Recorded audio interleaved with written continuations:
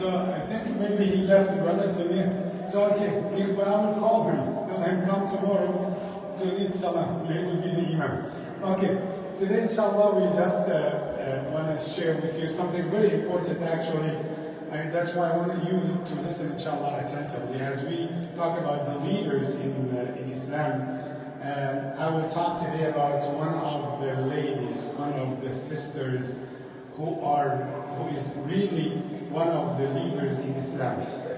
And why we say that? Because some people think we only talk about the leaders regarding men. You know that?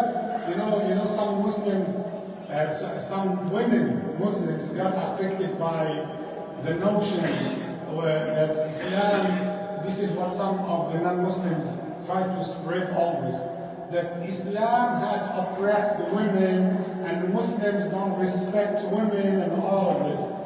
We are talking about a lady who was a leader in Islam, one of our great leaders in Islam. And we will play the same game like yesterday. Where's Brother Muhammad, who won the 2 copies yesterday? He didn't come today. Oh, you see? Yes. Oh, yeah, yes. Okay. I was looking for that place. So, if you know the answer, don't say the answer. Give it to somebody else. Okay? So, I will give you some information. If you know, just say the name. Of course, a lady. She is born the year 27 before the Hijrah, 27 years before the Hijrah, and she died 73 Hijri. She lived exactly 100 years. And she is so brave, courageous woman. You know those nowadays speaking about strong, independent woman? Yeah, wallah, you know? So this is the great example for the real, strong, independent woman. Sisters in the back, are you strong, independent women? Yeah. Okay. Allah subhanahu wa ta'ala granted her 4 kids, 4 boys, and actually 3 girls. Abdullah, Urwa, Al-Munzir, and Asma. And her kids, her girls, Khadija, Al-Hasan, and Aisha. She narrated by herself 580 hadith from Rasulullah. Imam al-Bukhari and Imam Muslim had mentioned just from her 13 hadith in their authentic books. She protected Rasulullah. Did you get her name? Hafsa. Huh? No. No. I will say just one nickname you will know. No. Okay, that's a good point. No. She is the older sister of Sayyidah Aisha. No, she's the older sister of Sayyidah Aisha. Asma.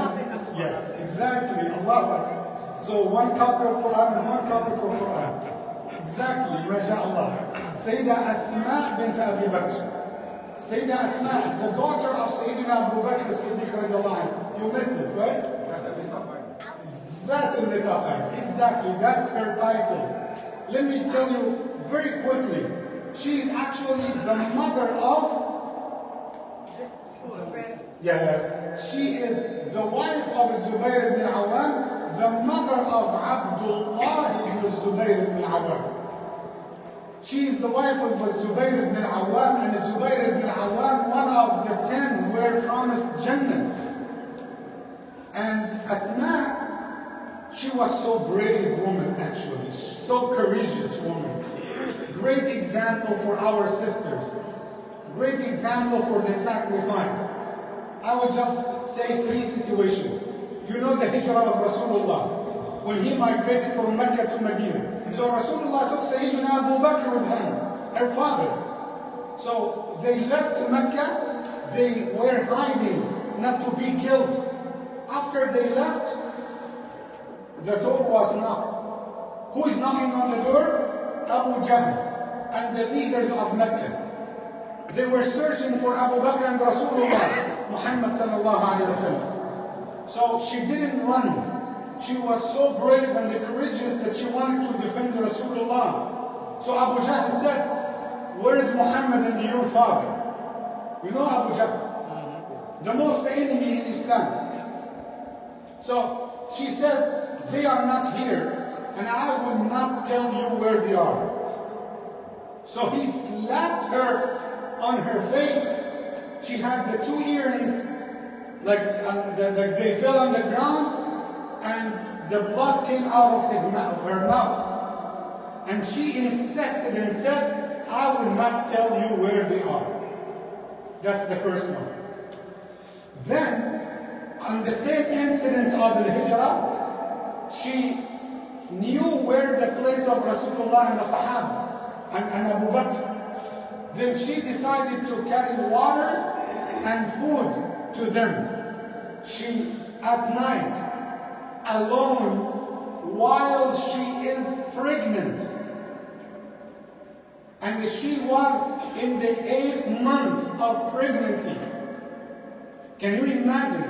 And sisters know what I'm talking about. So she wanted to carry water, heavy water, and food from Mecca to the middle of the way between Mecca and Medina. And for those who travel for Umrah and Hajj, they know the distance between Mecca and Medina. And she has to walk in the desert at night. And she reached to her camel, so she can put the food, the water and the food. You know the two sides of the camel? She has a belt. So she cut that belt into two halves, so she can hang the water in a side and the food in the other side. That's why she got this nickname, the woman of the two belts. Remember this, the woman of the two belts. She used to bring the water and the food to Rasulullah and Sayyidina Abu Bakr radiallahu anhu. And not only this, she got the news that they arrived safely, and she followed them back to Medina. On her way, she started to get the pain of delivery. She entered into the city of Medina, and once she entered, she delivered the baby. Who is the baby?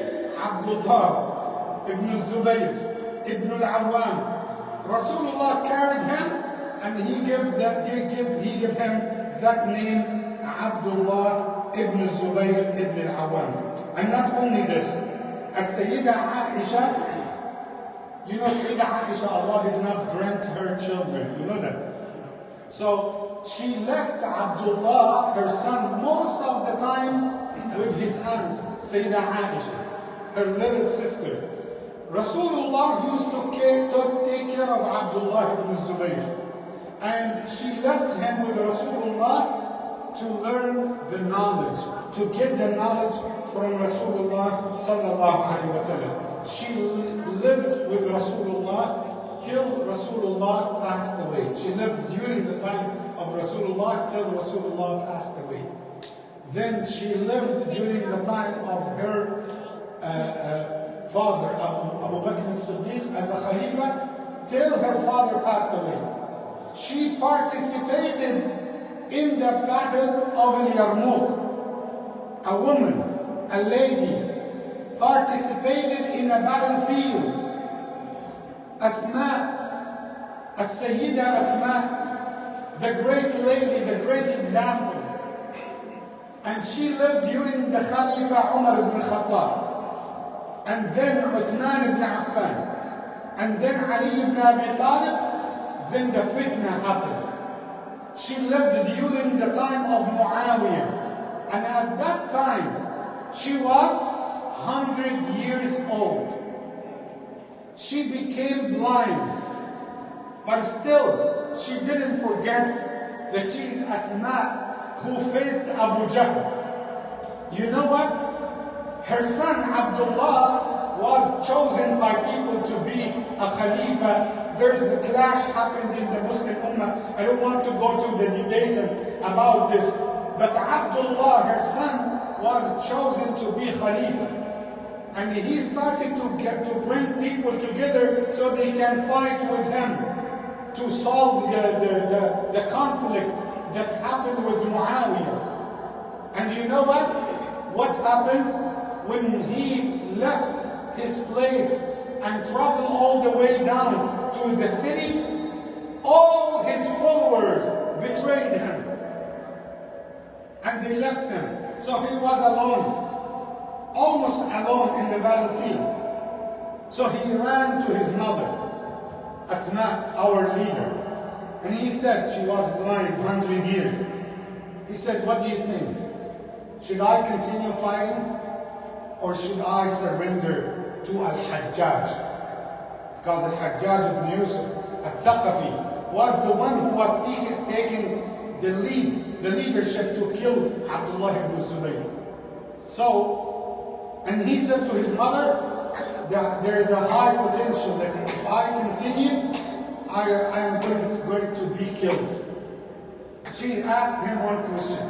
She said, my son, are you fighting for the truth or the falsehood? He said, definitely for the truth. She said, continue and never surrender to Al-Hajjaj. 100 years, blind, and she is so courageous like this. And yes, he went to the battlefield. After that, he got killed. Then she died. But what I wanted to tell about her personality, lots of Muslims, sisters, Muslims nowadays, they got affected by the Western notion that, you need to be strong, independent woman. You know that one? Who said that we are against being strong? We need you to be strong, independent woman, Muslimah.